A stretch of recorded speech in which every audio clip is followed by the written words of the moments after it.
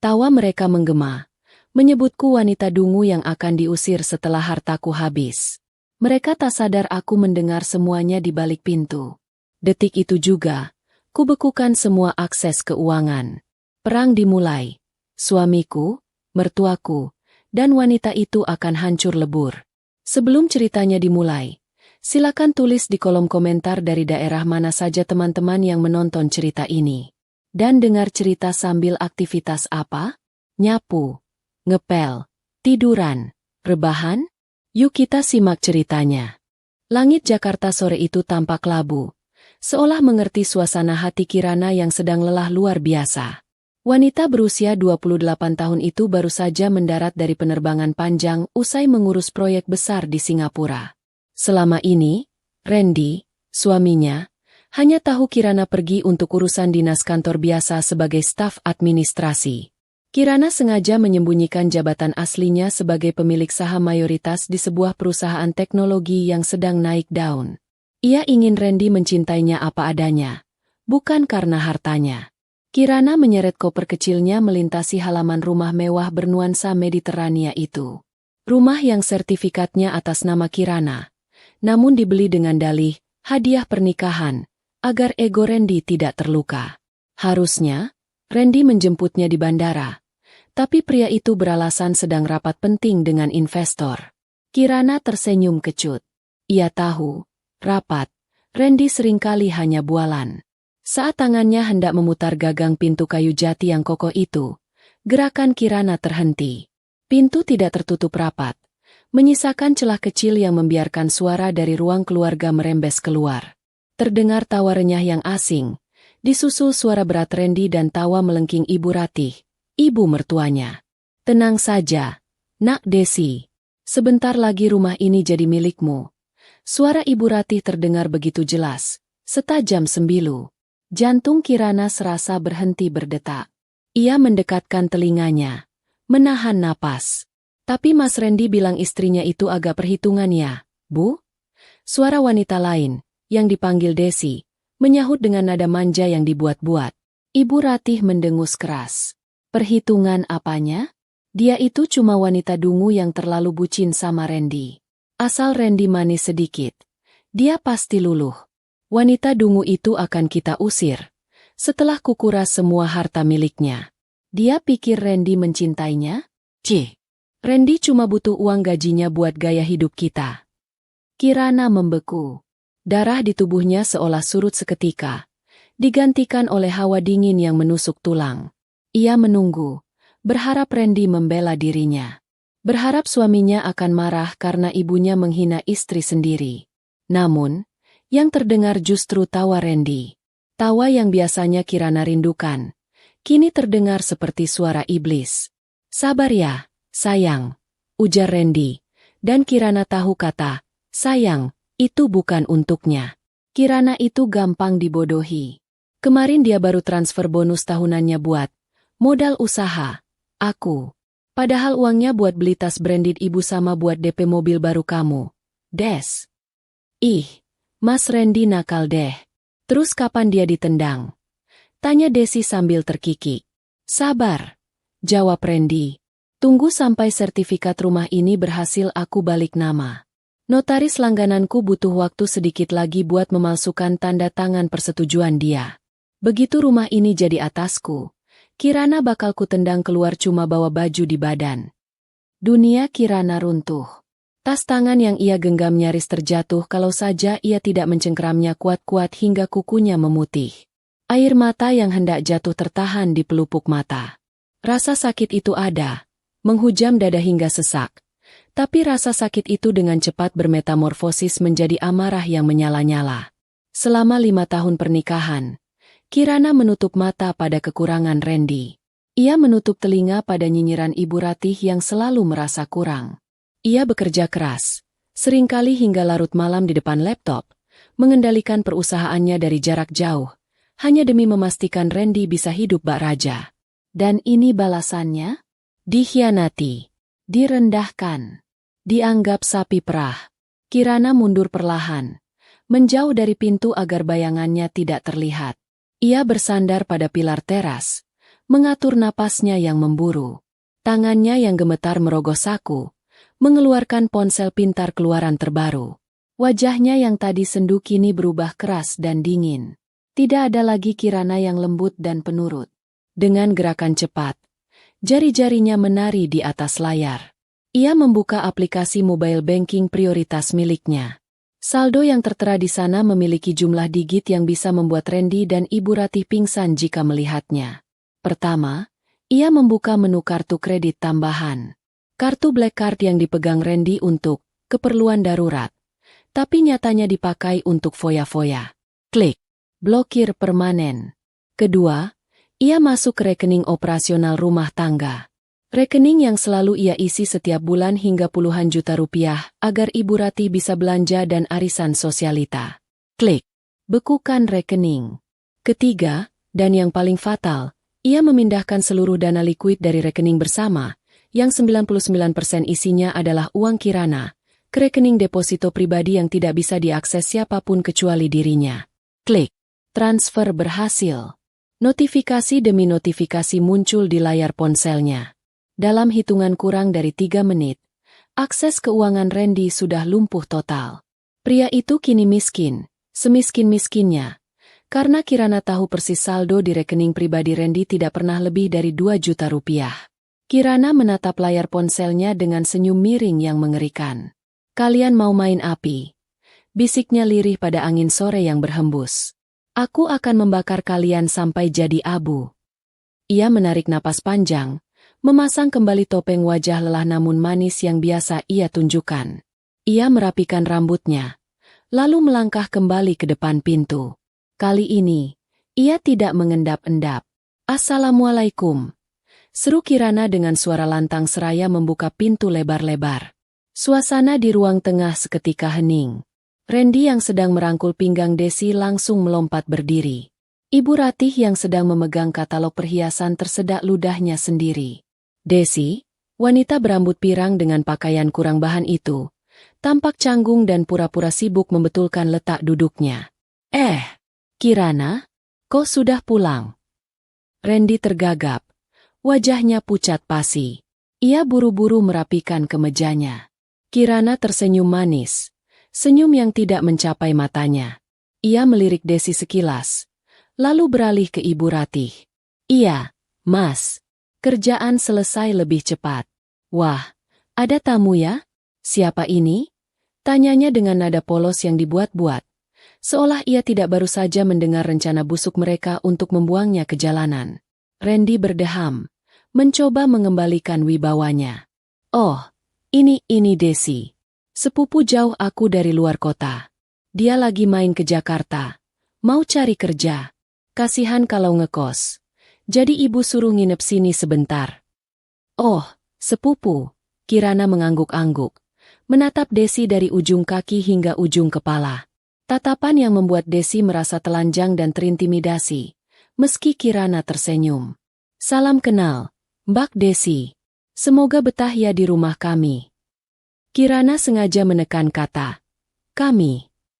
"Iya, Mbak Kirana," jawab Desi pelan, kehilangan taringnya yang tadi tajam saat Kirana belum datang. "Ya sudah, aku ke kamar dulu ya, Mas, Bu. Capek banget. Nanti malam kita makan malam di luar ya? Aku yang traktir. Mumpung ada sepupu baru," ujar Kirana riang. Tanpa menunggu jawaban, Kirana menyeret kopernya menuju kamar utama. Begitu pintu kamar tertutup dan terkunci, senyum di wajahnya lenyap seketika. Tubuhnya merosot di balik pintu. Ia tidak menangis. Air matanya terlalu mahal untuk orang-orang sampah seperti mereka. Ia menatap pantulan dirinya di cermin lemari. "Mulai hari ini," gumam Kirana pada bayangannya sendiri, "kalian akan merasakan neraka dunia." Di dalam kamar yang dingin ber-AC, Kirana duduk di tepi ranjang king size yang spray sutranya baru saja diganti oleh asisten rumah tangga pagi tadi. Ia tidak langsung beristirahat. Pikirannya melayang, ditarik mundur ke masa lalu, mencoba mengurai benang kusut di mana letak kesalahannya hingga ia berakhir dikhianati sedemikian rupa. Dulu, 5 tahun yang lalu, Randy datang padanya sebagai sosok pangeran berkuda putih. Randy tampan, Tutur katanya manis, dan ia selalu terlihat rapi dengan setelan jas kerjanya. Saat itu, Kirana sudah mulai merintis bisnis startup di bidang logistik, namun ia menyembunyikan skala kesuksesannya. Ia hanya bilang pada Randy bahwa ia bekerja sebagai staf administrasi pembukuan freelance. Randy, di sisi lain, memperkenalkan dirinya sebagai direktur utama sebuah perusahaan konsultan bisnis yang sedang berkembang pesat. "Aku sedang membangun imperium, Kirana," ucap Randy kala itu saat melamarnya di sebuah restoran mewah. "Kamu tidak perlu bekerja keras. Cukup di rumah, urus anak-anak kita nanti, biar aku yang menaklukkan dunia untukmu." Kata-kata itu begitu membuai. Kirana yang memang merindukan sosok imam yang bertanggung jawab, langsung luluh. Ia menerima pinangan Randy, mengabaikan firasat kecil di hatinya yang merasa ada yang janggal. Kejanggalan itu mulai terkuak satu persatu setelah 6 bulan pernikahan. Setiap pagi Randy pergi dengan jas rapi, pamit ke kantor di kawasan SCBD. Namun, suatu hari, Kirana yang kebetulan ada meeting dengan klien di gedung yang sama dengan alamat kantor Randy, mencoba mampir untuk memberi kejutan makan siang. Betapa terkejutnya Kirana saat resepsionis gedung mengatakan tidak ada perusahaan dengan nama yang disebutkan Randy di sana. Bahkan nama Randy tidak terdaftar sebagai penyewa di lantai manapun. Malamnya, saat Kirana bertanya dengan hati-hati, Randy meledak marah. "Kamu tidak percaya sama suami? Kantor kami sedang pindah lokasi karena renovasi. Aku sekarang berkantor di coworking space sementara. Jangan pernah memata-matai aku, Kirana. Itu tidak sopan." Kirana yang takut kehilangan Randy, akhirnya meminta maaf. Ia menelan kebohongan itu bulat-bulat demi kedamaian rumah tangga. Sejak saat itu, ia tak pernah bertanya lagi soal kantor Randy. Namun, kenyataan pahit perlahan terungkap lewat pola keuangan mereka. Randy sering mengeluh proyeknya macet, klien belum bayar, atau dana investor tertahan. Awalnya, Randy meminjam uang tabungan Kirana dengan janji akan diganti 2 kali lipat bulan depan. "Ini cuma buat nalangin gaji karyawan. Sayang, kasihan mereka kalau telat gajian," kata Randy dengan wajah memelas. Kirana, yang hatinya selembut kapas, memberikan akses tabungannya. 1 kali, 2 kali, hingga menjadi kebiasaan. Randy tidak pernah mengembalikannya. Sebaliknya, gaya hidup Randy semakin menjadi-jadi. Ia membeli jam tangan mewah, mengganti mobil, dan sering mentraktir teman-temannya. Semua dengan uang Kirana yang ia klaim sebagai hasil proyek Gold. Lalu, masuklah sosok Ibu Ratih dalam drama kehidupan Kirana. Ibu mertuanya itu adalah wanita yang terobsesi dengan status sosial. Sejak awal menikah, Ibu Ratih tidak pernah menyukai Kirana yang tampil sederhana. Istri direktur itu harusnya glamor. "Kirana, jangan malu-maluin Randy," cibir Ibu Ratih setiap kali berkunjung. "Lihat tuh, mantu Bu Siska, tasnya Hermes semua. Masa kamu pakai tas lokal?" Demi menyenangkan mertua dan menjaga martabat suami, Kirana mulai membelikan barang-barang mewah untuk Ibu Ratih. Awalnya sebagai hadiah ulang tahun, lalu menjadi upeti bulanan. Kirana bekerja semakin keras, mengambil proyek-proyek besar secara diam-diam di malam hari saat Randy sudah tidur mendengkur, hanya untuk menutupi lubang keuangan yang dibuat suami dan mertuanya. Kirana sebenarnya tahu Randy tidak sesukses itu. Ia tahu suaminya mungkin sedang kesulitan. Tapi yang Kirana tidak tahu adalah bahwa Randy sama sekali tidak bekerja. Fakta itu baru ia ketahui secara tidak sengaja sebulan yang lalu, saat ia menemukan tumpukan surat penolakan kerja di laci dashboard mobil Randy yang terkunci. Ternyata, perusahaan Randy sudah bangkrut total 2 tahun sebelum mereka menikah. Selama ini, Randy adalah pengangguran yang hidup dari utang kartu kredit dan sisa warisan ayahnya yang sudah habis, lalu beralih menjadi parasit yang menghisap darah Kirana. Kirana menahan diri untuk tidak melabrak saat itu. Ia masih ingin memberi kesempatan. Mungkin Randy malu. Mungkin Randy sedang berusaha bangkit. Kirana bahkan secara diam-diam mentransfer dana besar ke rekening Randy dengan keterangan dividen investasi dari perusahaan fiktif, agar Randy merasa usahanya membuahkan hasil. Bodohnya Kirana saat itu. Dan kini, Kehadiran Desi menyempurnakan penderitaannya. Kirana ingat, Desi pernah dibawa Randy ke rumah setahun lalu. Saat itu diperkenalkan sebagai klien potensial.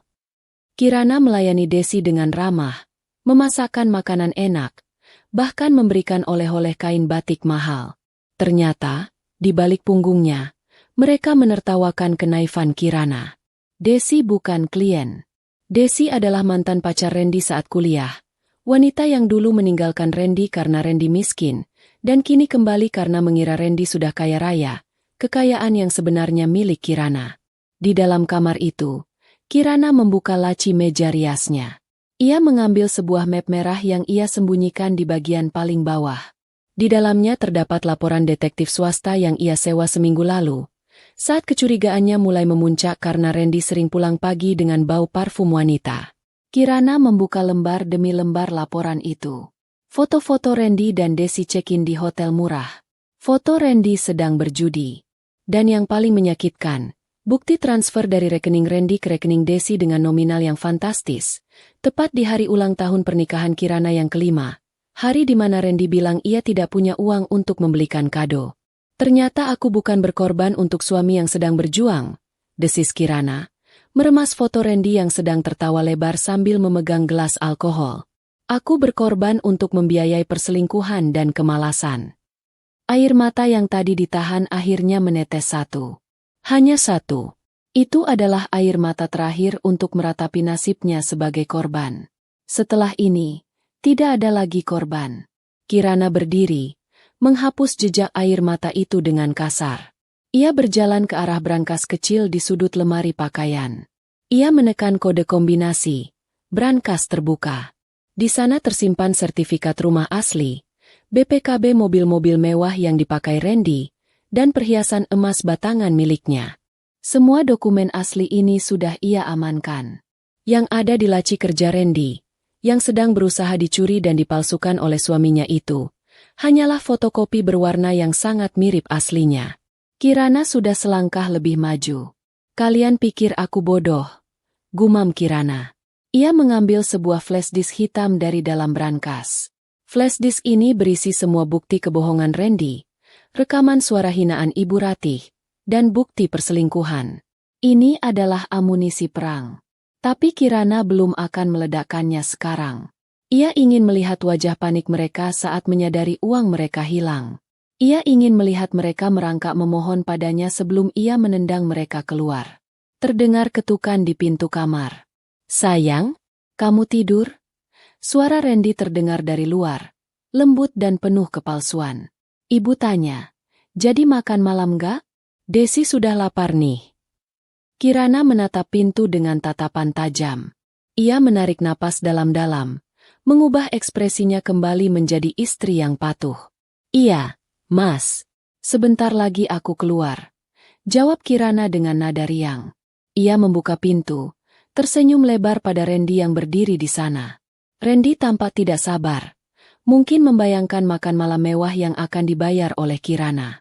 Ayo, Mas. Kasihan, sepupu, kamu kalau kelaparan. Ujar Kirana sambil menggandeng lengan Randy. Malam ini, pertunjukan sesungguhnya baru saja dimulai. Mereka akan makan enak, tapi Kirana akan memastikan makanan itu akan terasa seperti pasir di tenggorokan mereka saat kartu-kartu pembayaran mulai ditolak satu persatu. Sinar matahari pagi yang masuk melalui celah gorden kamar tidur tidak mampu menghangatkan hati Kirana. Kejadian di balik pintu kemarin sore masih terpatri jelas dalam ingatannya. Setiap kata hinaan yang dilontarkan suami dan mertuanya berdengung seperti lebah di telinganya. Namun, pagi ini Kirana memilih untuk tidak langsung meledak. Ia memilih untuk mengingat kembali momen 3 minggu lalu. Momen krusial yang sebenarnya menjadi awal mula mengapa ia bisa bersikap begitu tenang saat mendengar pengkhianatan itu. Ingatannya melayang mundur. 3 minggu yang lalu, Jakarta sedang diguyur hujan deras tanpa henti. Saat itu, Randy sedang pergi keluar kota dengan alasan meninjau lokasi proyek baru di Bandung. Randy melarang keras Kirana untuk ikut dengan alasan medannya berat dan berlumpur. Kirana yang saat itu masih dalam fase istri penurut, hanya mengiyakan dan menyiapkan koper suaminya. Namun, ada satu hal yang mengganjal. Randy terlihat gelisah luar biasa sebelum berangkat. Ia berkali-kali mengecek ponselnya dan membentak asisten rumah tangga hanya karena masalah sepele seperti kopi yang kurang manis. Kecurigaan Kirana bermula dari sebuah ketidaksengajaan. Sore harinya, saat Kirana sedang membersihkan ruang kerja Randy di lantai 2, ruangan yang biasanya dilarang dimasuki siapapun dengan alasan rahasia perusahaan, ia menyenggol sebuah tumpukan berkas di atas meja. Tumpukan itu jatuh berantakan. Saat memungutinya, mata Kirana tertuju pada sebuah amplop coklat tebal tanpa kop surat resmi. Namun ada stempel merah bertuliskan, "Penting segera," di pojoknya. Penasaran, Kirana membuka amplop itu. Isinya bukan kontrak kerjasama atau dokumen proyek, melainkan surat peringatan keras. Surat itu berasal dari sebuah koperasi simpan pinjam yang namanya tidak pernah Kirana dengar. Sebuah lembaga keuangan non-bank yang beroperasi di pinggiran hukum. Mata Kirana membelalak membaca nominal yang tertera di sana. Randy memiliki utang pokok sebesar 500 juta rupiah, dengan bunga berbunga yang kini membengkak menjadi hampir 1 miliar rupiah. Jatuh tempo pembayaran sudah lewat 2 bulan lalu. Di paragraf terakhir surat itu, terdapat kalimat ancaman yang membuat bulu kuduk Kirana meremang. Jika dalam waktu 7x24 jam tidak ada pelunasan, kami akan melakukan eksekusi aset sesuai jaminan yang Bapak berikan, dan kami tidak bertanggung jawab atas keselamatan fisik Bapak di jalanan. Tangan Kirana gemetar. Jaminan? Aset apa yang dijaminkan Randy? Kirana mengaduk-aduk laci meja Randy yang terkunci. Dengan menggunakan kunci cadangan yang pernah ia temukan terselip di dalam vas bunga, Randy memang ceroboh. Kirana berhasil membuka laci itu. Di sana, di bawah tumpukan majalah otomotif, ia menemukan sebuah map biru. Isi map itu lebih mengejutkan lagi. Itu adalah fotokopi sertifikat rumah mereka. Rumah yang dibeli dengan uang warisan orang tua Kirana dan hasil jerih payahnya sendiri. Rumah yang sertifikat aslinya tersimpan aman di brankas pribadi Kirana. Randy ternyata telah mencoba memalsukan sertifikat itu.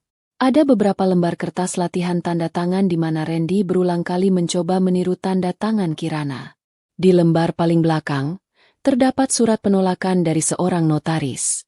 Rupanya, Randy mencoba menggadaikan rumah itu ke bank resmi terlebih dahulu, namun ditolak karena notaris curiga dengan tanda tangan Kirana yang terlihat kaku. Gagal di bank, Randy lari ke rentenir ilegal yang tidak terlalu peduli pada keabsahan tanda tangan asalkan ada barang jaminan fisik, atau setidaknya fotokopi yang meyakinkan. Ya Tuhan, Mas!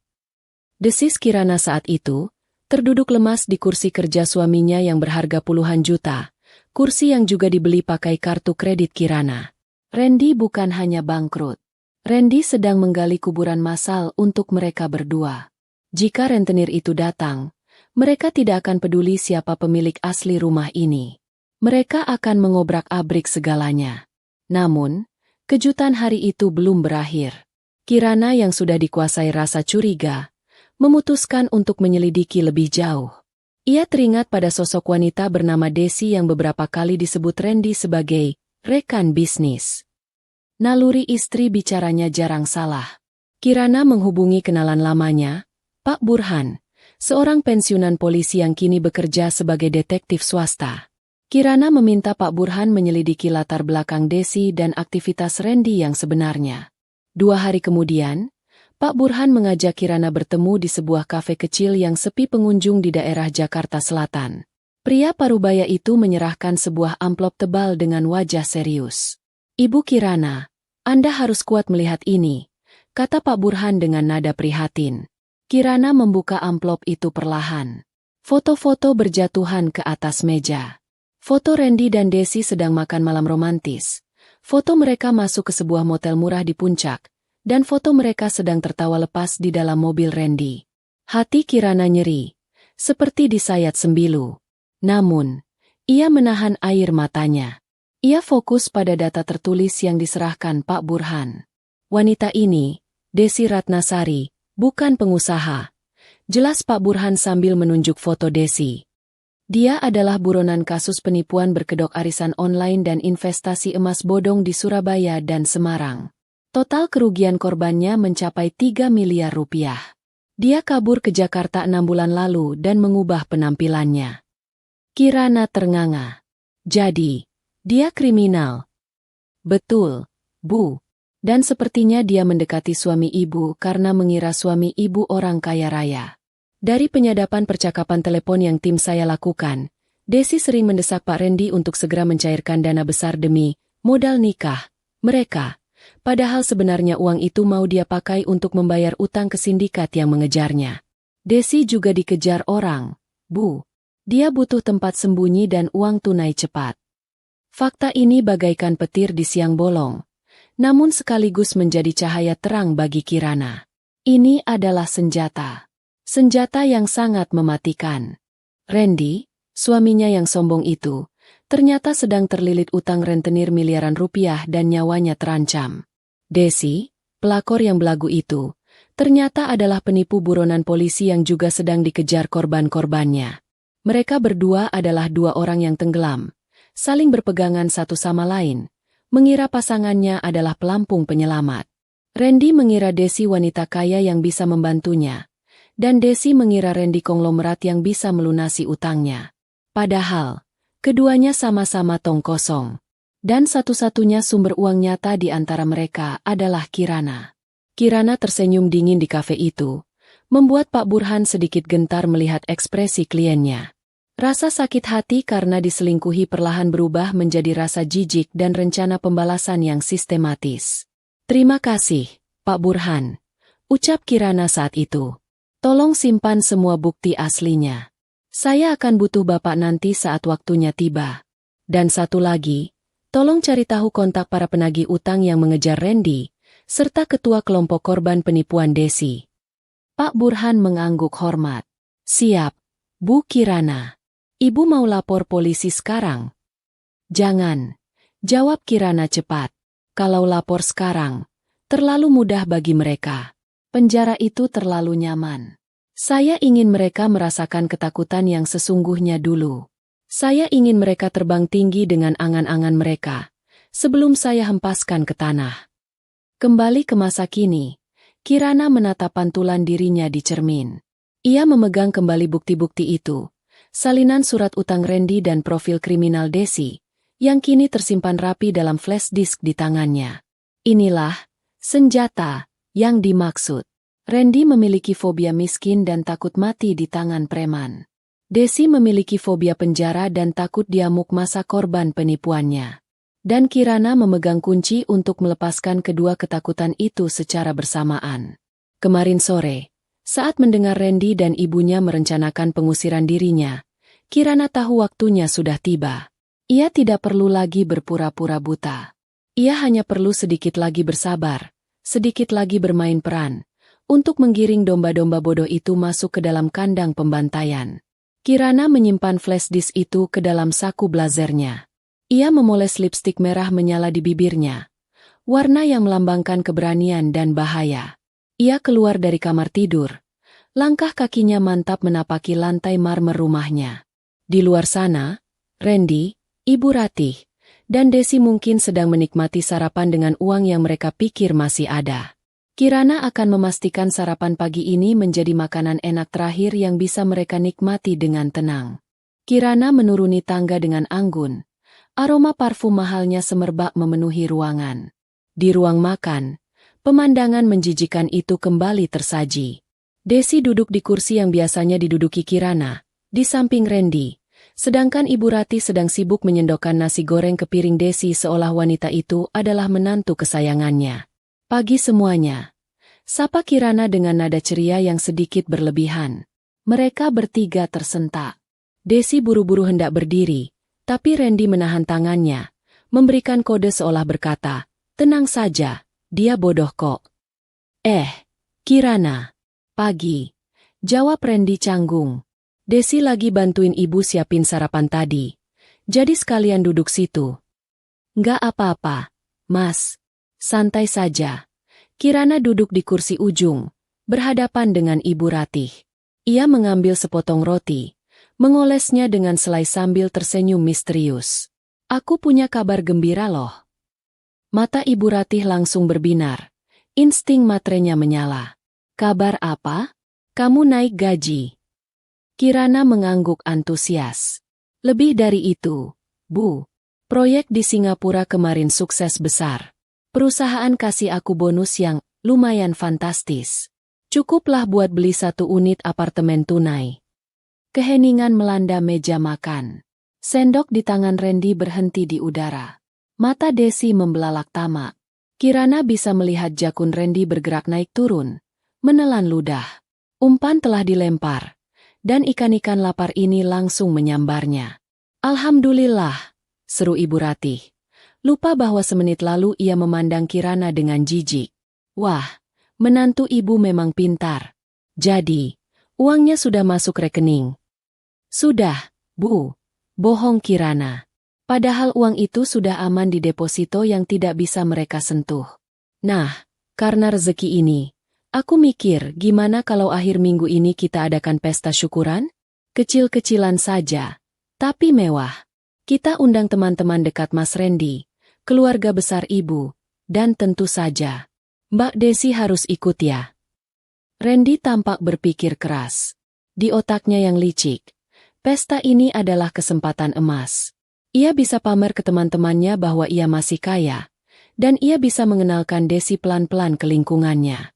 Selain itu, jika Kirana sedang senang, akan lebih mudah memintanya menandatangani dokumen pengalihan aset yang sudah disiapkan notaris gadungan Randy. Ide bagus, sayang. Randy setuju dengan semangat. Biar aku yang atur undangannya. Kita panggil catering mahal yang biasa itu. Biar teman-temanku lihat kalau bisnis kita lagi moncer. Boleh banget, sahut Kirana. Mas Randy pesan saja semuanya. Catering, dekorasi, sewa sound system. Nanti tagihannya kasih ke aku pas hari H. Biar aku lunasin cash. Siap. Randy tersenyum lebar, menatap Desi dengan kedipan mata nakal. Desi membalas senyum itu, membayangkan dirinya akan menjadi nyonya rumah sesungguhnya setelah Kirana diusir nanti. Setelah sarapan, Kirana pamit masuk ruang kerjanya dengan alasan mengurus administrasi bonus. Begitu pintu tertutup, wajah cerianya luntur seketika digantikan ekspresi dingin seorang jenderal perang. Ia duduk di depan laptopnya. Jari-jarinya menari lincah di atas keyboard. Langkah pertama, memastikan keuangan Randy benar-benar lumpuh di saat yang tepat. Kirana mengecek status pemblokiran kartu kredit. Statusnya aktif hold. Artinya, kartu itu terlihat aktif di mesin EDC, tapi akan ditolak saat transaksi diproses. Ini akan memberikan efek malu yang maksimal saat Randy mencoba menggeseknya di depan banyak orang. Kirana juga memastikan saldo rekening operasional rumah yang dipegang Randy benar-benar nol. Langkah kedua, mengundang tamu kehormatan. Kirana membuka sebuah berkas digital berisi kontak yang diberikan Pak Burhan. Ia membuat sebuah akun email anonim. Pertama, ia mengirim email ke alamat debt collector yang meneror Randy. Subjek, lokasi target Randy, pesta mewah. Isi, target kalian, Randy, akan mengadakan pesta mewah di alamat Jalan Cendrawasih nomor 10 pada hari Sabtu pukul 19. Dia memegang banyak uang tunai hasil bonus istrinya di sana. Datanglah dan tagih utangnya. Jangan biarkan dia kabur. Kedua, Kirana masuk ke grup Facebook, korban penipuan arisan Desi Ratnasari. Ia membuat postingan dengan akun palsu. Isi, teman-teman, saya menemukan lokasi Desi si penipu. Dia sedang bersembunyi di rumah kekasihnya di Jakarta Selatan. Mereka akan mengadakan pesta hari Sabtu ini. Ini alamat lengkap dan fotonya. Ayo kita grebek ramai-ramai dan minta uang kita kembali. Dia sekarang lagi pura-pura jadi orang kaya. Dalam hitungan menit, postingan itu banjir komentar amarah. Kirana tersenyum puas. Pasukan penyerbunya sudah siap. Langkah ketiga, memanjakan musuh sebelum dibunuh. Sore harinya, Kirana mengajak Ibu Ratih dan Desi ke mall. Ia membiarkan mereka memilih baju untuk pesta nanti. Pilih saja yang paling mahal, Bu, Mbak Desi, kata Kirana. Biar nanti di pesta kelihatan stunning. Ibu Ratih dengan kalap mengambil gaun sutra seharga 5 juta rupiah. Desi memilih gaun merah ketat yang memamerkan lekuk tubuhnya. Saat di kasir, Kirana mengeluarkan uang tunai dari dompetnya. Sengaja membawa tunai agar mereka tidak melihat kartu ATM-nya yang berbeda. Terima kasih ya, Kirana. Kamu memang menantu yang lumayan. Puji Ibu Ratih dengan nada yang masih menyisakan keangkuhan. Dalam hatinya, Ibu Ratih berpikir, nikmati saja uangmu selagi bisa. Sebentar lagi semua ini jadi milik Desi. Malam harinya, Randy masuk ke kamar dengan membawa sebuah map. Wajahnya dibuat-buat sedih. Sayang, ini ada dokumen dari kantor pajak, kata Randy, menyodorkan kertas-kertas itu. Katanya ada pemutihan aset. Jadi sertifikat rumah harus diperbarui datanya. Kamu tanda tangan di sini ya. Cuma formalitas kok. Kirana mengambil map itu. Ia tahu persis ini bukan dokumen pajak. Ini adalah surat kuasa pemindahan hak milik yang sudah dimodifikasi kalimatnya agar terlihat rumit dan membingungkan. Jika ia tanda tangan, rumah ini sah berpindah tangan ke Randy. Kirana pura-pura membaca dengan kening berkerut. Jantung Randy berdegup kencang. Takut ketahuan. Oh, pajak ya, Mas? Ribet banget bahasanya. Komentar Kirana polos. Iya, biasalah orang pemerintahan. Tanda tangan saja di bawah situ. Biar besok Mas urus sekalian. Desak Randy tidak sabar. Kirana mengambil pena. Ujung pena itu menyentuh kertas. Randy menahan napas. Matanya berbinar licik. Namun, tiba-tiba Kirana menarik tangannya kembali. Aduh, tintanya macet, kata Kirana. Ia mengocok-ngocok pena itu, lalu meletakkannya. Mas, kepalaku pusing banget seharian lihat angka. Besok pagi saja ya aku tanda tangan? Atau pas pesta nanti? Kan sekalian ada notaris teman Mas yang datang katanya. Randy tampak kecewa. Tapi ia tidak berani memaksa karena takut Kirana curiga. Ya sudah, pas pesta saja. Nanti kita tanda tangan di depan notaris biar resmi sekalian. Randy berpikir itu ide bagus juga. Tanda tangan di depan notaris bayarannya akan membuat dokumen itu semakin kuat. Oke, Mas. Sekarang tidur yuk, aku capek. Kirana mematikan lampu, menyembunyikan senyum kemenangannya dalam gelap. Kirana tidak tidur. Ia menatap langit-langit kamar, membayangkan skenario hari Sabtu nanti. Panggung sandiwara sudah disusun rapi. Para aktor antagonis sudah menghafal naskah kebohongan mereka. Para penonton tak diundang. Preman dan korban penipuan sedang bersiap di jalanan. Dan Kirana, sang sutradara, memegang kendali penuh atas lampu sorot yang akan mengungkap wajah asli mereka. Sabtu nanti, tidak akan ada pesta.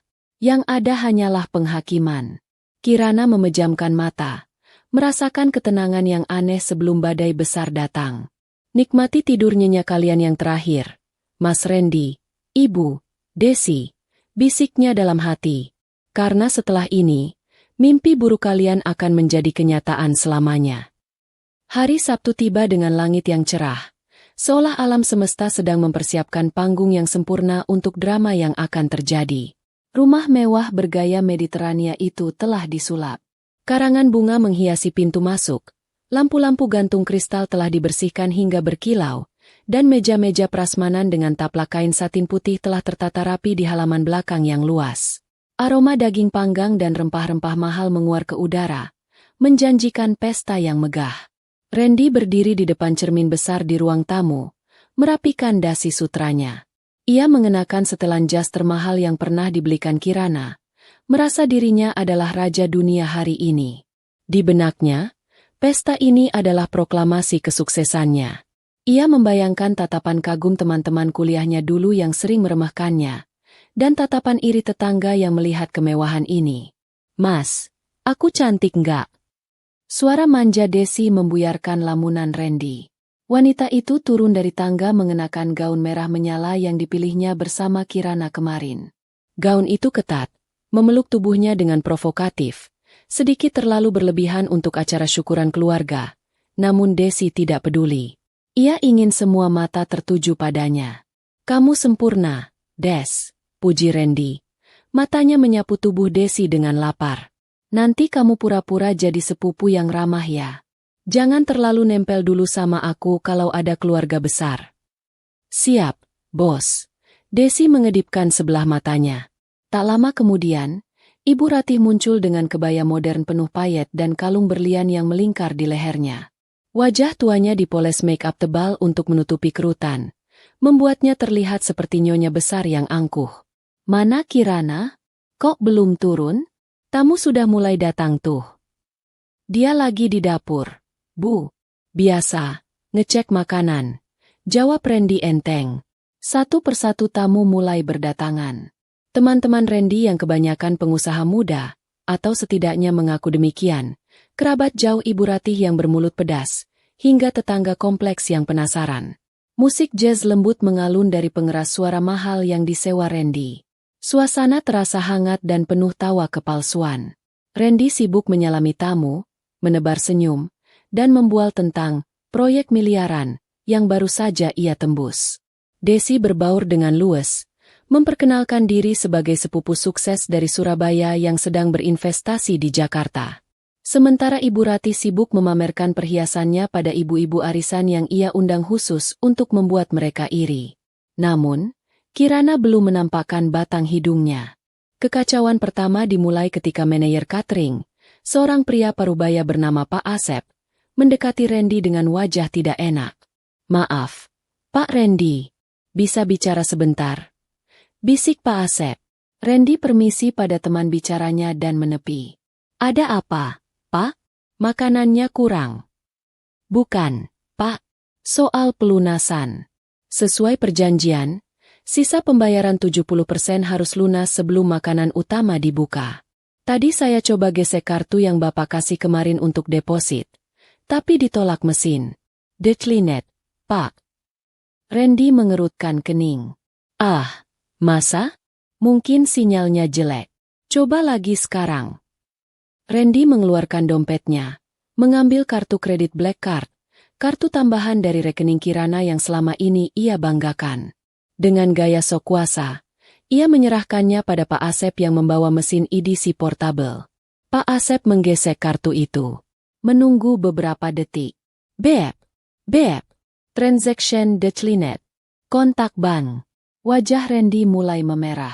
"Coba yang ini." Ia mengeluarkan kartu kedua, kartu debit platinum. Pak Asep mencoba lagi. Bep, bep, insufficient funds. Keringat dingin mulai menetes di pelipis Randy.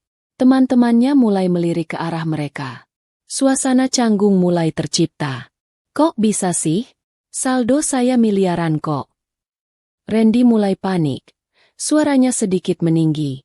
"Mesin Bapak yang rusak ini." "Mesin saya baru, Pak, dan sinyal penuh 4G. Jawab Pak Asep tegas, mulai curiga. "Kalau tidak ada pembayaran sekarang, maaf Pak, tim saya tidak bisa mengeluarkan main course. Kami akan tarik mundur." Di saat genting itulah Kirana muncul. Ia mengenakan gaun sederhana berwarna krem, namun aura keanggunannya jauh melampaui Desi yang menor. Kirana berjalan santai sambil memegang gelas jus jeruk. "Ada apa ini, Mas? Kok ribut-ribut?" tanya Kirana dengan nada polos yang sempurna. Randy langsung menyambar lengan Kirana, menariknya mendekat. "Kartu aku error semua. Yang, kamu bawa cash atau kartu kamu nggak? Bayarin dulu si Asep ini. Malu dilihat orang." Kirana membelalakan matanya, pura-pura kaget. "Loh, bukannya Mas Randy bilang mau traktir? Kan Mas CEO sukses? Kartuku kan cuma kartu istri biasa. Limitnya kecil, Mas. Lagian dompetku tertinggal di kamar atas." "Kirana, jangan bercanda. Ini darurat," desis Randy. Matanya melotot. "Transfer sekarang pakai m-banking." "Yah, Mas, token aku habis baterainya," jawab Kirana santai. Lalu beralih menatap Pak Asep. "Pak Asep, tunggu sebentar ya. Suami saya ini uangnya banyak. Cuma mungkin lagi limit harian. Sabar ya." Randy terjebak.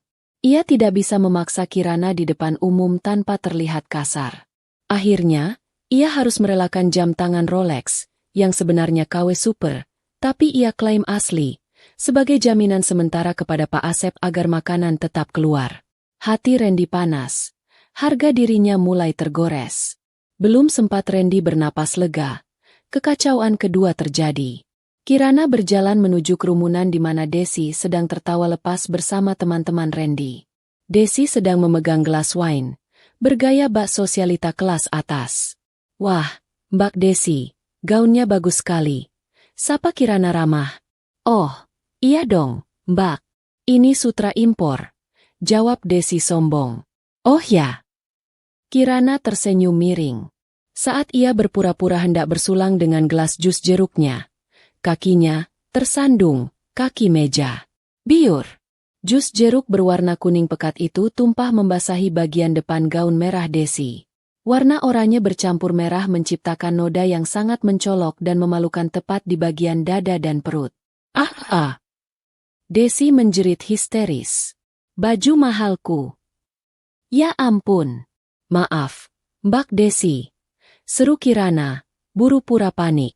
Ia mengambil tisu dan menggosok noda itu dengan kasar, membuat nodanya justru semakin menyebar. Aduh, bahannya kok aneh ya? Kalau sutra asli biasanya nggak langsung menyerap begini. Ini kayak polyester tanah abang ya. Suara Kirana cukup keras hingga beberapa tamu wanita menoleh dan berbisik-bisik. Wajah Desi merah pada menahan malu. Tamu-tamu mulai menyadari bahwa sepupu kaya itu mengenakan barang yang kualitasnya dipertanyakan. Desi pun lari ke toilet dengan mata berkaca-kaca, meninggalkan Randy yang semakin stres. Serangan belum selesai. Kini giliran Ibu Ratih. Ibu mertuanya sedang duduk dikelilingi teman-teman arisannya, memamerkan kalung berlian yang ia pakai. Ini hadiah dari Randy. Loh, katanya beli di Paris waktu bisnis trip. Ujar Ibu Ratih bangga. Kirana mendekat, lalu dengan suara yang cukup lantang berkata, Loh, Ibu, itu kan kalung warisan nenek saya yang hilang dari laci minggu lalu? Kok bisa ada di leher Ibu? Keheningan melanda meja itu. Teman-teman Ibu Ratih saling pandang dengan tatapan menyelidik. Wajah Ibu Ratih pucat pasi. Mulutnya menganga seperti ikan koi kekurangan oksigen. Enggak, ini mirip aja. Kirana, kamu salah lihat. Gagap Ibu Ratih. Masa sih, Bu? Coba saya lihat kuncinya. Kalau punya nenek saya, ada inisial K kecil di belakang liontinnya. Kirana mendesak maju, membuat Ibu Ratih refleks menutupi kalungnya dengan tangan. Gerakan defensif itu justru mengonfirmasi kecurigaan semua orang. Ah, Ibu bercanda aja. Kirana tertawa kecil, tapi matanya dingin. Tapi kalau benar itu punya saya, tolong dikembalikan nanti malam ya, Bu. Soalnya itu mau saya kasih ke panti asuhan, buat amal. Ibu Ratih mati kutu. Ia dipermalukan sebagai pencuri di depan teman-teman sosialitanya. Pesta yang seharusnya menjadi ajang pamer, kini berubah menjadi neraka psikologis. Tamu-tamu mulai merasa tidak nyaman. Bisik-bisik tetangga mulai terdengar. Katanya kaya, kok bayar catering susah? Itu mertuanya nyolong kalung mantu.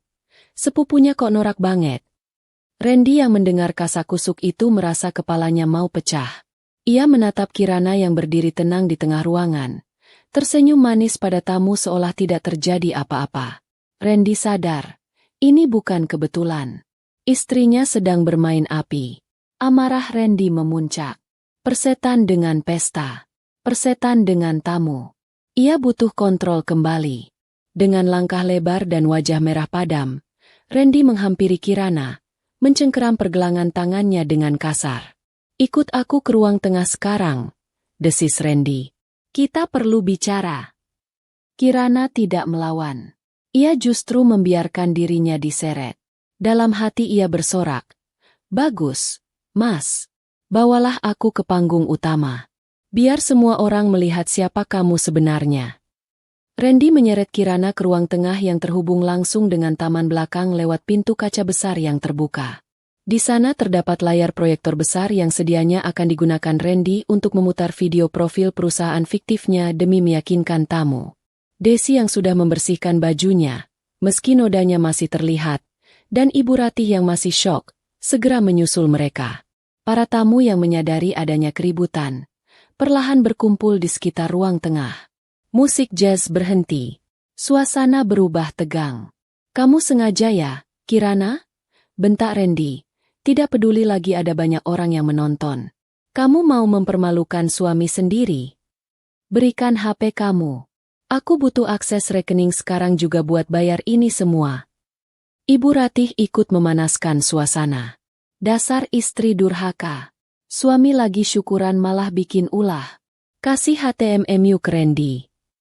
Desi berdiri di belakang Randy, menatap Kirana dengan tatapan benci. Mbak Kirana keterlaluan banget sih. Kirana melepaskan cengkeraman tangan Randy dengan sentakan kuat. Ia merapikan gaunnya, lalu menatap mereka bertiga satu persatu. Tatapannya bukan lagi tatapan istri penurut, melainkan tatapan predator yang menatap mangsanya. Kalian mau akses rekening? Tanya Kirana tenang. Suaranya menggema di ruangan yang hening itu. Kalian mau tahu di mana uangnya? Jangan banyak tanya. Cepat buka. Teriak Randy. Baik. Jawab Kirana. Kalau itu mau kalian. Mas Randy, tolong sambungkan laptop itu ke proyektor. Aku simpan data rekeningnya di sana. Randy yang mengira Kirana akhirnya menyerah. Dengan kasar menyambungkan kabel HDMI ke laptop Kirana yang ada di meja dekat proyektor. Nah, gitu dong. Jangan bikin susah. Layar putih besar di belakang mereka menyala. Randy mengharapkan tampilan mobile banking, tapi yang muncul adalah sebuah slide presentasi dengan latar belakang hitam dan tulisan merah besar. Laporan keuangan keluarga Randy ke Kirana. Apa ini? Randy bingung. Sebelum ia sempat mencabut kabel, Kirana menekan tombol space di keyboard. Slide pertama muncul. Itu adalah grafik batang yang sangat jelas. Batang biru menjulang tinggi berlabel, pemasukan Kirana. Sedangkan batang merah di sebelahnya nyaris tak terlihat berlabel, pemasukan Randy. Di bawahnya, terlampir bukti mutasi rekening selama 5 tahun terakhir. Hadirin sekalian, Kirana berbicara lantang kepada para tamu yang kini menonton dengan mulut ternganga. Suami saya, Randy, mengaku sebagai CEO perusahaan sukses. Tapi faktanya, selama 5 tahun pernikahan, 99% biaya hidup, renovasi rumah ini, belanja Ibu Ratih, dan gaya hidup mewah Randy, berasal dari keringat saya. Matikan. Matikan itu. Randy panik, berusaha meraih laptop. Tapi Kirana dengan sigap menggeser tubuhnya dan menatap Randy dengan tatapan yang membuat nyali pria itu ciut. Jangan sentuh aku, atau aku teriak KDRT dan polisi di depan sana akan masuk. Ancam Kirana dingin. Kirana menekan tombol lagi. Slide kedua. Judulnya, Kegiatan Kantor Sang CEO. Foto-foto bermunculan. Foto Randy sedang berjudi di sebuah ruko kumuh. Foto Randy tidur di coworking space. Dan puncaknya, surat keterangan dari Kemenkumham yang menyatakan PT milik Randy sudah dibubarkan karena pilot 2 tahun lalu. Terdengar seruan kaget dari teman-teman Randy. Bro, lo bilang perusahaan lo lagi IPO? Ternyata bangkrut. Seru salah satu teman Randy. Randy mundur selangkah. Wajahnya pucat seperti mayat. Itu fitnah. Itu editan. Editan. Kirana tersenyum sinis. Mari kita lihat editan berikutnya. Slide ketiga. Judulnya, Perjalanan Dinas atau Perzinahan? Foto-foto high definition Randy dan Desi terpampang jelas. Mereka berpelukan di lobi hotel, makan suap-suapan, dan check-in di resepsionis. Tanggal yang tertera di foto cocok dengan tanggal saat Randy pamit, dinas luar kota. Desi menjerit, menutup wajahnya. Ibu Ratih terduduk lemas di sofa, seolah kakinya tak bertulang. Wanita ini, tunjuk Kirana pada Desi, bukan sepupu. Dia adalah selingkuhan suamiku yang dibiayai pakai uangku. Uang yang seharusnya untuk masa depan anak-anak kami nanti, dipakai Randy untuk membelikan tas KW buat pelakor ini. Cukup, Kirana, cukup. Randy berteriak frustrasi. Air mata kemarahan dan ketakutan mulai menggenang. Kita bicarakan ini di kamar. Tidak ada lagi kamar untukmu di rumah ini, Mas. Potong Kirana tajam. Ia menekan tombol terakhir. Slide keempat. Ini adalah bom nuklirnya. Di sisi kiri, terpampang surat utang Randy kepada rentenir sebesar 1 miliar rupiah dengan jaminan fotokopi sertifikat rumah. Di sisi kanan, terpampang poster daftar pencarian orang, DPO, dari kepolisian dengan wajah Desi Ratnasari, kasus penipuan arisan bodong. Kalian lihat? Suara Kirana bergetar menahan amarah yang akhirnya tumpah. Suamiku bangkrut dan terlilit utang rentenir. Selingkuhannya adalah buronan polisi. Dan mertuaku. Kirana menunjuk Ibu Ratih. Adalah penadah barang-barang yang dibeli dari uang hasil menipu istri sendiri. Kirana melangkah maju mendekati Randy yang kini terpojok di dinding. Tadi pagi kamu minta aku tanda tangan dokumen pajak kan, Mas? Itu bukan pajak. Itu surat pengalihan aset. Kamu mau merampok aku, kan? Randy gemetar hebat.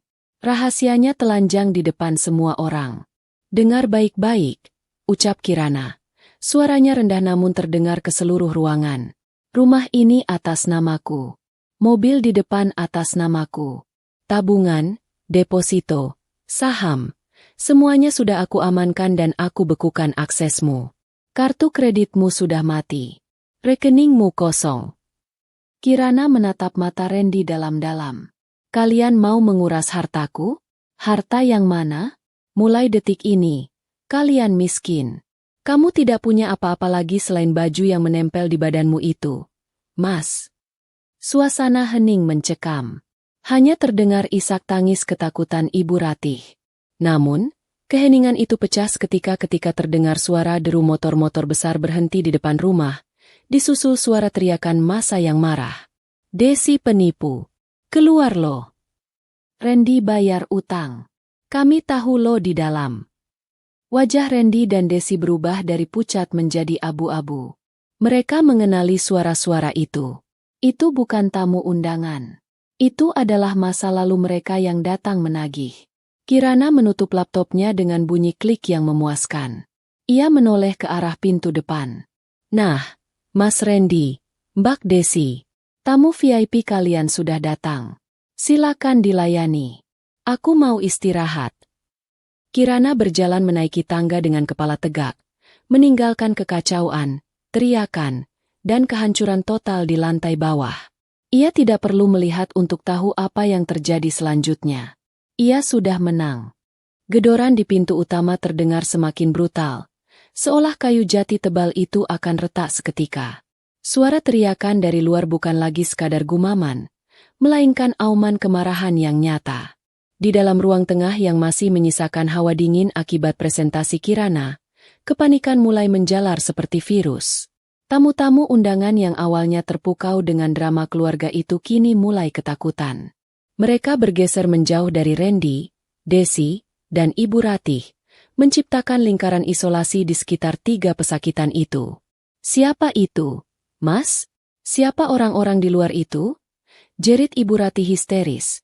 Tangannya gemetar hebat hingga menjatuhkan gelas kristal di meja.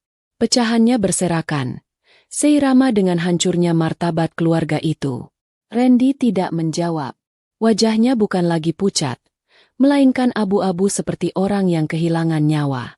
Ia tahu persis siapa yang datang.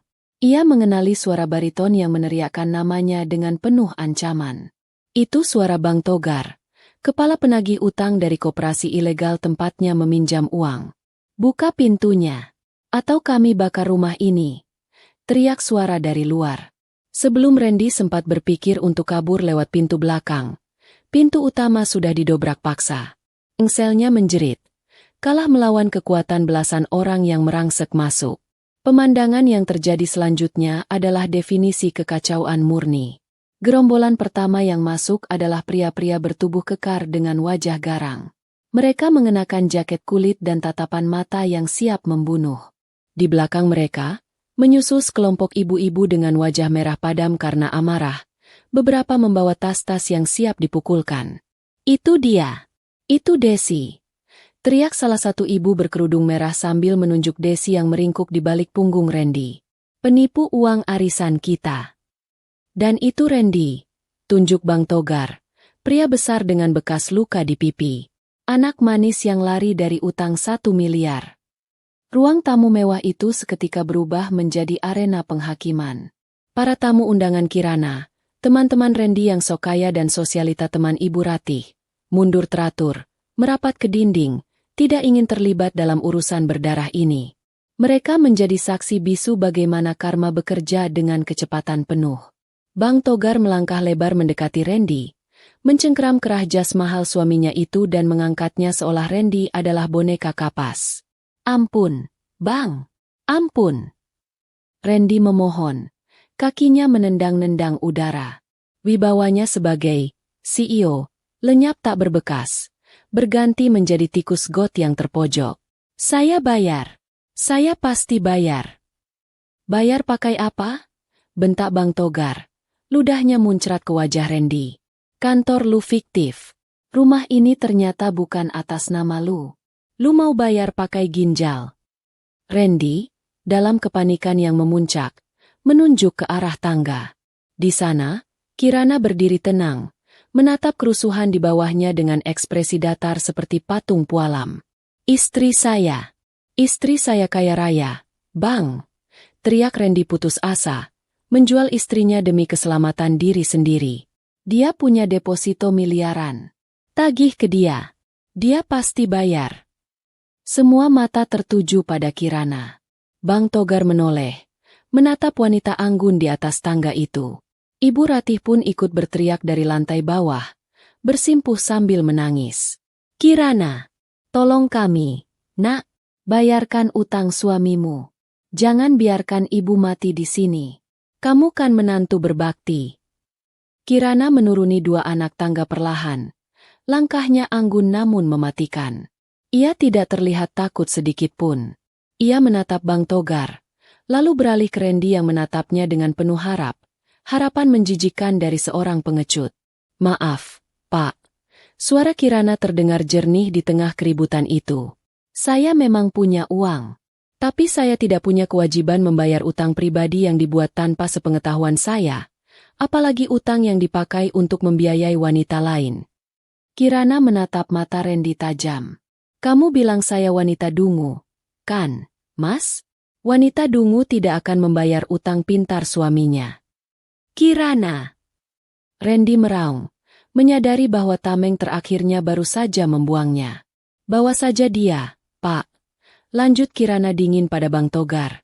"Urusan utang piutang dia, silakan selesaikan di luar rumah saya. Jangan kotori lantai marmer ini dengan darah penipu." Mendengar izin dari pemilik rumah, Bang Togar menyeringai. Ia menyeret Randy keluar rumah tanpa ampun. Randy meronta, menangis, memanggil-manggil nama ibunya, tapi tidak ada yang peduli. Sementara itu, nasib Desi tidak kalah tragis. Kelompok ibu-ibu korban arisan bodong sudah mengepungnya. Desi yang tadi bergaya bak ratu pesta kini terpojok di sudut ruangan. Gaun merahnya yang terkena noda jus kini semakin rusak ditarik-tarik. "Balikin duit gue 50 juta. Dasar pelakor. Penipu. Muka tembok." Plah. Sebuah tamparan mendarat di pipi mulus Desi. Jambakan rambut menyusul. Desi menjerit-jerit minta tolong. Matanya mencari Randy, tapi, pangerannya sendiri sedang diseret keluar seperti sampah. "Mbak Kirana, tolong saya." Desi akhirnya memohon pada musuhnya. "Saya cuma disuruh Randy. Saya hamil anak Randy." Pengakuan itu membuat suasana hening sejenak. Ibu Ratih yang sedang menangis di sofa tersentak kaget. "Randy punya anak dari wanita ini?" Kirana tertawa kecil. Tawa yang kering dan tanpa emosi. "Oh, hamil? Baguslah. Semoga anaknya nanti tidak mewarisi sifat ibunya yang penipu dan ayahnya yang benalu. Tapi maaf, Mbak Desi, itu bukan urusan saya lagi. Itu urusan polisi." Tepat saat Kirana mengatakan itu, sirine mobil polisi terdengar meraung-raung mendekat, memecah malam. Kirana memang sudah merencanakan ini dengan presisi militer. Ia membiarkan masa datang lebih dulu untuk memberikan hukuman sosial. Baru kemudian polisi datang untuk memberikan hukuman hukum. 2 orang petugas berseragam masuk, membelah kerumunan ibu-ibu yang sedang meluapkan amarah. "Saudari Desi Ratnasari," tanya polisi itu tegas. "Anda kami tangkap atas dugaan penipuan dan penggelapan dana berencana. Ikut kami ke kantor polisi." Polisi memborgol tangan Desi. Wanita itu menangis histeris, Make-upnya luntur bercampur air mata dan ingus, membuatnya terlihat mengerikan. Saat digiring keluar melewati Kirana, Desi menunduk, tidak berani menatap mata wanita yang pernah ia remehkan. Kini tinggal Ibu Ratih. Wanita tua itu duduk sendirian di sofa, dikelilingi oleh tatapan mencemooh dari teman-teman sosialitanya sendiri. Teman-teman arisannya berbisik-bisik. Tuh kan, apa gue bilang, gayanya doang selangit, ternyata anaknya penipu. Dan, malu banget ya, udah tua masih maling kalung mantu. Ibu Ratih merangkak mendekati kaki tangga tempat Kirana berdiri. Ia memeluk kaki Kirana.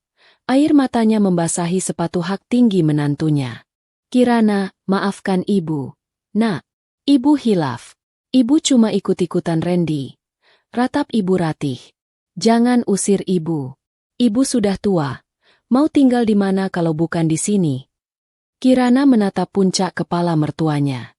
Dulu, ia sangat menghormati wanita ini. Ia rela dihina, rela disuruh-suruh, demi mendapatkan kasih sayang seorang ibu. Tapi yang ia dapatkan hanyalah racun. Kirana membungkuk sedikit, melepaskan tangan Ibu Ratih dari kakinya dengan gerakan tegas namun tidak kasar. Ibu ingat kata-kata ibu kemarin sore? Tanya Kirana pelan. Ibu bilang, wanita dungu itu akan kita usir setelah hartanya habis. Nah, Bu, sekarang harta ibu dan Randy yang habis. Jadi sesuai rencana ibu sendiri, saatnya ibu yang pergi. Kirana, tega kamu sama orang tua? Saya tidak tega, Bu. Saya hanya adil. Potong Kirana. Ia memberi isyarat pada satpam kompleks yang baru datang tergopoh-gopoh. Pak Satpam, tolong antarkan ibu ini keluar dari gerbang kompleks. Pastikan dia tidak membawa barang apapun dari rumah ini selain pakaian yang melekat di badannya. Semua perhiasan yang dia pakai, termasuk kalung itu, adalah milik saya. Sita semuanya. Ibu Ratih menjerit saat satpam dan beberapa asisten rumah tangga mulai melucuti perhiasannya. Kalung, gelang, cincin, semua ditarik kembali. Ia diseret keluar dari istana yang selama ini ia banggakan, dilempar ke jalanan aspal yang dingin, menyusul anaknya yang entah sudah dibawa kemana oleh penagih utang. Kirana berdiri di ambang pintu utama.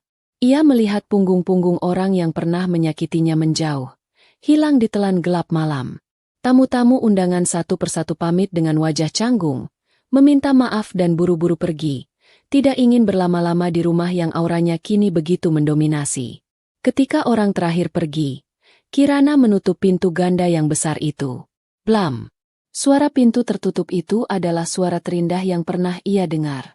Di balik pintu itu, keheningan akhirnya datang. Bukan keheningan yang menyedihkan, tapi keheningan yang penuh kemenangan. Kirana bersandar di pintu, menghembuskan napas panjang, dan untuk pertama kalinya malam itu, senyum tulus merekah di bibirnya. Rumah ini bersih. Hidupnya bersih. 6 bulan kemudian. Sinar matahari pagi menembus dinding kaca sebuah gedung perkantoran di kawasan Segitiga Emas Jakarta. Di lantai 25, di sebuah ruangan direktur yang modern dan minimalis, Kirana sedang duduk memeriksa tumpukan dokumen. Penampilannya telah berubah. Rambutnya kini dipotong bob pendek yang memberikan kesan segar dan dinamis. Tidak ada lagi wajah lelah istri yang tertekan. Wajahnya bersinar, glowing alami yang memancarkan kesehatan mental dan finansial yang prima. Bu Kirana, ini berkas kontrak kerjasama dengan investor Jepang yang perlu ditandatangani. Suara sekretarisnya membuyarkan fokus Kirana. Kirana tersenyum, mengambil pena fountain pen miliknya, dan membubuhkan tanda tangan dengan mantap. Perusahaannya, yang dulu ia jalankan sembunyi-sembunyi dari kamar tidur, kini telah berkembang pesat dan menempati kantor fisik yang prestisius. Ia tidak perlu lagi menyembunyikan identitasnya. Dunia kini tahu siapa Kirana, seorang pengusaha wanita yang tangguh dan cerdas. Terima kasih, Sari. Oh ya, tolong siapkan mobil jam 11 nanti. Saya mau meninjau lokasi pabrik baru. Perintah Kirana lembut. Baik, Bu. Setelah sekretarisnya keluar, Kirana memutar kursi kerjanya menghadap ke jendela besar yang menyuguhkan panorama kota Jakarta. Pikirannya melayang sejenak ke masa lalu, masa yang rasanya sudah berabad-abad ia tinggalkan, padahal baru setengah tahun berlalu. Proses perceraiannya dengan Randy berjalan sangat cepat. Dengan bukti-bukti perselingkuhan, kekerasan verbal, dan penipuan yang lengkap, hakim tidak butuh waktu lama untuk mengetuk palu. Randy kehilangan segalanya. Hak asuh atas harta Gonogini ditolak mentah-mentah karena terbukti semua aset diperoleh dari uang bawaan Kirana sebelum menikah dan hasil usaha Kirana sendiri, sementara Randy tidak memiliki kontribusi finansial apapun.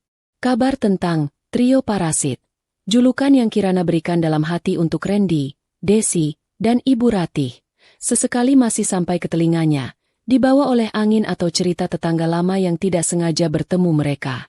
Dan setiap kabar itu adalah konfirmasi bahwa Tuhan tidak tidur. Randy, sang mantan CEO, kini hidup dalam pelarian. Setelah disiksa habis-habisan oleh rentenir dan dipaksa menyerahkan segala sisa barang berharganya, ia dilepas dalam keadaan babak belur.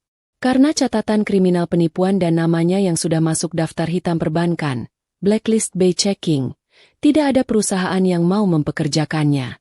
Terakhir Kirana mendengar, Randy bekerja serabutan di sebuah pasar induk di pinggiran Jakarta. Ada yang bilang dia jadi kuli panggul sayur di malam hari. Ada yang bilang dia jadi tukang parkir liar yang sering dikejar Satpol PP. Tubuhnya kurus kering, wajahnya tua sebelum waktunya, dan ia sering terlihat bicara sendiri, meratapi kebodohannya melepaskan istri sebaik Kirana demi wanita penipu. Sementara Desi, nasibnya berakhir di balik jeruji besi. Vonis hakim cukup berat karena banyaknya korban yang ia tipu. Desi divonis 4 tahun penjara. Kabar dari dalam lapas mengatakan bahwa Desi sering menjadi bulan-bulanan narapidana lain karena sifatnya yang sombong dan cengeng. Kecantikannya layu, digantikan oleh wajah keras seorang kriminal. Anak yang dikandungnya? Ternyata itu hanya kebohongan lain dari Desi untuk menjerat Randy. Pemeriksaan medis polisi membuktikan dia tidak pernah hamil. Dan Ibu Ratih, nasibnya mungkin yang paling menyedihkan. Dibuang oleh keluarga besarnya yang malu atas skandal pencurian kalung dan penipuan anaknya, Ibu Ratih kini tinggal di sebuah peta kontrakan sempit di daerah kumuh, yang dibayarkan sewanya oleh dinas sosial karena rasa kasihan. Pernah suatu kali, saat mobil mewah Kirana berhenti di lampu merah, ia melihat sosok wanita tua renta sedang duduk di pinggir jalan, menjajakan tisu dengan tatapan kosong. Itu Ibu Ratih.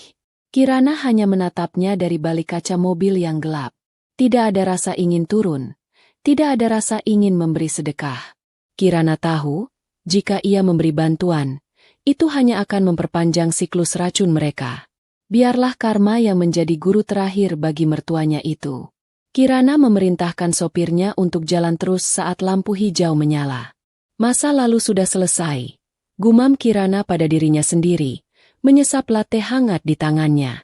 Ponselnya bergetar. Sebuah pesan masuk dari seorang pria, rekan bisnis barunya yang santun dan mapan, mengajak makan siang untuk membahas proyek, sekaligus mungkin membahas hal-hal yang lebih pribadi. Kirana tersenyum. Hatinya sudah sembuh. Ia tidak menutup diri, tapi ia jauh lebih waspada dan bijaksana sekarang. Ia bukan lagi Kirana yang naif. Ia bukan lagi wanita yang bisa dimanipulasi dengan kata-kata manis. Ia adalah wanita yang memegang kendali penuh atas hidupnya, hartanya, dan kebahagiaannya. Kirana bangkit dari kursinya, merapikan blazernya, dan melangkah keluar ruangan dengan kepala tegak. Di luar sana, masa depan yang cerah menantinya. Tidak ada lagi benalu, tidak ada lagi pengkhianatan. Hanya ada Kirana. Dan kesuksesan yang ia bangun dengan tangannya sendiri. Dan jika suatu hari nanti Randy atau ibunya datang merangkak meminta ampun, Kirana tahu persis apa yang akan ia lakukan. Ia akan tersenyum, menutup pintu, dan membiarkan mereka di luar, tempat di mana sampah seharusnya berada. Tamat.